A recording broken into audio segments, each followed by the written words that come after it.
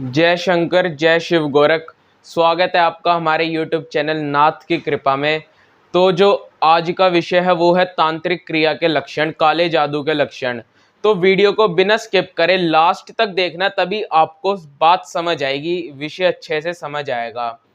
आजकल बहुत सारे लोग आपसी बैर, आपसी दुश्मनी में, यार मित्र दोस्त सगे संबंधी, आपको पता नहीं चलता ये सब लोग आपके ऊपर क्या पता तांत्रिक क्रिया करवा रहे हो। आपके आस पड़ोस के लोग भी हो सकते हैं, ये आपका कोई भी जानकार ये कार्य आपके ऊपर, ये जादू, ये क्रियाएं आपके ऊपर करवा सकता है। कुछ लोगों को तो इस चीज के बारे में पता चल जाता है, लेकिन कुछ लोग इस चीज के बारे में अनभिज्ञ रह जाते हैं।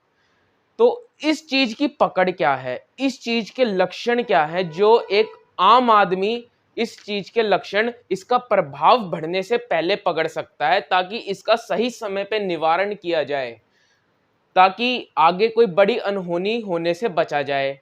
तो इस चीज के लक्षण क्या है, आज हम उस चीज पे बात करेंगे। तो इसका जो सबसे मुख्य लक्षण है ये है दिमाग का सुस्त हो जाना।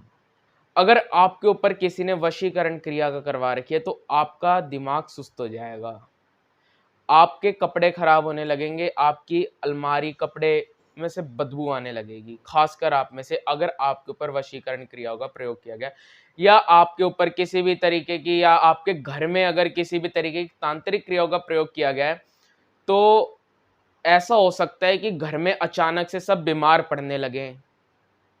कुछ लोगों के घर में जब इस चीज का प्रभाव बढ़ जाता है समय के साथ, तो मृत्यु भी हो सकती है। ऐसा बहुत लोगों के घरों में भी होता है जिनके ऊपर तांत्रिक क्रिया काफी अच्छे से तगड़ी तरीके से करवाई जा चुकी है, उन लोगों के घर में मृत्यु भी हो जाती है अगर उन्होंने इस चीज का निवारण ना किया हो। और आज के समय में भी ऐसा होता है। तो उसके अलावा क्या लक्षण हो सकते हैं, आपस में परिवार के सभी सदस्यों का एक दूसरे से विवाद विवाद होना, एक दूसरे से काट होना, ये भी मुख्य लक्षण है। या आपके घर में खून के छींटे मिलना, मांस मिलना, ये भी तांत्रिक क्रिया का लक्षण है। बहुत लोगों के साथ क्या होता है कि वो डॉक्टर के धक्के खाते रहते हैं बीमारी के कारण, जी मेरे यहाँ दर्द वहां दर्द, उन्हें नहीं समझ आता कि क्या हो रहा है। 5-5 साल 10-10 साल वो डॉक्टरों के धक्के खा लिए, दवाइयां खा ली, दुनिया भर के टेस्ट रिपोर्ट करवा लिए, लेकिन कुछ निकलता ही नहीं, सब कुछ सामान्य है। डॉक्टर कह देता है कि जी ये ले लो वो ले लो, लेकिन रिपोर्ट जब होती है बिल्कुल सही आता है और समस्या आपके साथ बनी रहती है। ये तांत्रिक क्रिया का सबसे बड़े लक्षणों में से एक लक्षण है, रिपोर्ट सामान्य आना और शरीर में समस्या होना। क्योंकि तांत्रिक क्रिया एक ऐसी चीज है जिसको कोई आम डॉक्टर नहीं पकड़ सकता, इसको डॉक्टर पकड़ सकता है जो अध्यात्म का डॉक्टर हो, जो मंत्रों का डॉक्टर हो, जो इस चीज का डॉक्टर हो। हर फील्ड का अपना डॉक्टर होता है, इस चीज का डॉक्टर ही इस चीज को पकड़ सकता है। शरीर में सभी रिपोर्ट सामान्य आना और फिर भी समस्या होना, यह तांत्रिक क्रिया का लक्षण है। ऐसी जगहों पे दर्द होना, कमर के पीछे दर्द होना, पैरों में दर्द होना, ये सब क्या होता है, यहाँ ऐसी ऐसी जगहों पे क्या है कि प्रेत जो होते हैं वो बैठते हैं। अगर किसी के ऊपर प्रेत छुड़वा दिया जाए, अक्सर महिलाओं के साथ कमर दर्द की परेशानी बढ़ती है और बनती है। तो ये क्या चीज है, रिपोर्ट तो सामान्य आ जाती है लेकिन फिर भी परेशानी ठीक नहीं होती। इसमें क्या है, जिनके ऊपर तांत्रिक क्रिया होती है उनका प्रेत होता है, अक्सर महिलाओं में ज्यादातर प्रेत कमर और उससे निचले हिस्से पे जगह बनाते हैं, वहां पे समस्या बनी रहती है। इसके अलावा क्या होगा कि आपका सारा पैसा जोड़ा हुआ एकदम से खत्म होने लग जाएगा, आपने जितनी सक्सेस पाई होगी आप नीचे आने चालू हो जाओगे, आपका पतन चालू हो जाएगा, आपका सारा जोड़ा हुआ धन धीरे धीरे खत्म होने लगेगा, आपको पता नहीं चलेगा, घर में पैसा नहीं टिकेगा, आप सोचोगे पैसा बचाने की लेकिन फालतू ही खर्च होने लगेगा। और इसके अलावा क्या होगा कि मान लो किसी के ऊपर तांत्रिक क्रिया करवाई है तो वो बंदा क्या होगा, नशों की तरफ जाने लगेगा, गलत कार्यों में लगेगा। कोई महिला हो या कोई आदमी हो, अगर उसके साथ कोई चुड़ैल, कोई प्रेत, कोई जिन जिन्नात कुछ भी हो, ठीक है, कोई भी उस पर छुड़वाया, कहीं से लग गया हो ऊपरी हवा के कारण, चौराहे वराहे से, तो उसके साथ स्वप्न में गलत हरकत होना भी ये एक मुख्य लक्षणों में से है तांत्रिक क्रिया में। इसके अलावा क्या होता है, कि तामसिक चीजें आपके ऊपर छोड़ दी जाती हैं विधि विधान से, तो वो आपके शरीर को ठेस पहुंचाती है, नुकसान पहुंचाती हैं। कैसे पहुंचाती हैं? कई बार एक्सीडेंट हो जाना अचानक जिसकी उम्मीद ही ना हो, ऐसे एक्सीडेंट, भारी एक्सीडेंट, चोट लग जाना, घर में ऐसी समस्या बन जाती है जिसकी उम्मीद ही नहीं होती एकदम से, ये भी तांत्रिक क्रिया का लक्षण है। कभी कभी घर में से बहुत ही तेज गंदी बदबू आना, ये भी तांत्रिक क्रिया का लक्षण है।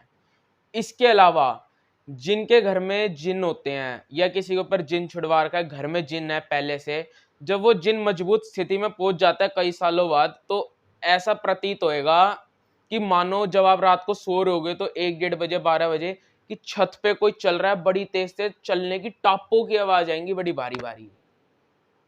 ये जिन होने के लक्षण होते हैं। जिन भी तांत्रिक क्रियाओं द्वारा कराया जाता है, कहीं ना कहीं से लग जाता है, या परिवार में कभी पहले किसी पे करवाया हो, उस बंदे की मृत्यु के पश्चात वो क्रिया आगे की पीढ़ी को सेधती है। इसलिए भी ऐसा हो सकता है कि मान लो आपके घर में आपके माँ बाप पे क्रिया करवाई गई हो, तो उनको सेधने की जगह वो चीज बच्चों को भी सेध सकती है, या घर में रहने वाले और किसी सगे संबंधी या सदस्य को सेध सकती है ये चीज। क्योंकि करवाई तो घर में गई है, इसका मुख्य उद्देश्य घर में माहौल बिगाड़ना। कुछ लोगों के ऊपर मारण क्रियाएं भी करवा दी जाती हैं, जिसमें क्या है, लोग जवानी में चले जाते हैं और कारण समझ नहीं आता, अकारण ही चले जाते हैं कि एकदम, वही बात है ना कि एकदम ठीक ठाक बंदा कैसे उसकी मृत्यु हो गई, ऐसा क्या हो गया अचानक वो चला गया। ये सब तांत्रिक क्रियाओं के कारण ही होता है। अगर ये सब ना हो तो भगवान द्वारा जितनी उम्र हमारी लिखी गई है, हम उसको पूरा करके ही जाते हैं, उस चीज को कोई काट नहीं सकता।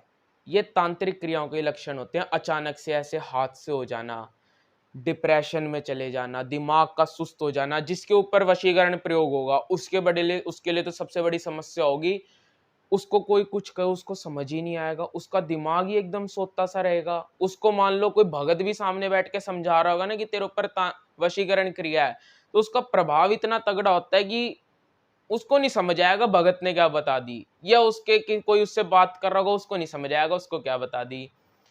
अब ये चीज को अगर छेड़ा जाए तो ये और ज्यादा नुकसान पहुंचाती है, इसका ये भी है। ठीक है, इस चीज से बचने के लिए आपको किसी अच्छे भगत, किसी सच्चे भगत को दिखाना होता है। इस चीज की काट खुद से नहीं हो सकती। हाँ, लेकिन इस चीज की काट खुद से नहीं हो सकती, लेकिन इसके प्रभाव को कम किया जा सकता है खुद से, या अपनी जान को बचाया जा सकता है। अगर हम भक्ति करें किसी देवी देवता की, उसके मंत्रों का जाप करें, काफी लंबा समय हमें हो जाए, तो कितनी तांत्रिक क्रिया हो जाए उसका असर हम पे होता है, लेकिन वो तांत्रिक क्रिया हमें ले जा नहीं सकती, क्योंकि वो देवता अडिग रहेगा कि कुछ भी हो जाए मैं इसको जाने नहीं दूंगा, ये मेरी सेवा भक्ति में लीन है। ठीक है, इसलिए कहते हैं कि कलयुग में भगवान का भजन करना चाहिए, और कलयुग में वैसे भी भगवान को प्राप्त करना बहुत ही आसान है, क्योंकि कलयुग में भगवान के भजन पे जोर देकर इसलिए कहा गया है क्योंकि कलयुग में ही सबसे ज्यादा इन क्रियाओं का दबाव है, जोर चलता है। इन क्रियाओं से बचने के लिए, अपनी जान बचाने के लिए भगवान का भजन करना बहुत जरूरी है।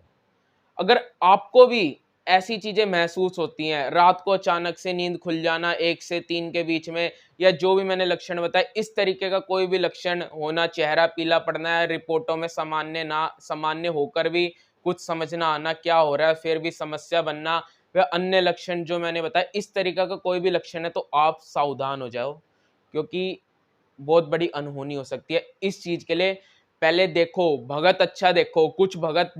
कुछ भक्तों के पास लोग जाते हैं तो वो भगत भी कुछ ऐसे होते हैं उल्टे सीधे, वही और ज्यादा उल्टा कर देते हैं।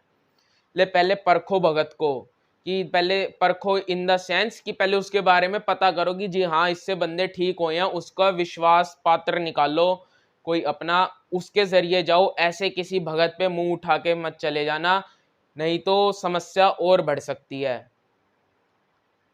आशा है कि आपको जानकारी समझ आई होगी, और इसके बचाव का उपाय है कि किसी भगत द्वारा ही इलाज हो सकता है, या फिर ये इसकी काट है, कोई भगत इसकी काट कर सकता है, या कोई तांत्रिकी जो सच्चा तांत्रिक हो वही इसकी काट कर सकता है। या फिर अगर आप अपनी जान बचाना चाहते हो इस चीज से, तो परमात्मा का भजन करो, फिर आपका कोई कुछ नहीं बिगाड़ सकता। ये चीज़ आप पे असर भी डालेंगे तो उतना फ़र्क नहीं पड़ेगा, आपकी जान बची रहेगी, आपकी साँसें चलती रहेंगी, जितनी लिखी है वहाँ तक ज़रूर जाएँगी।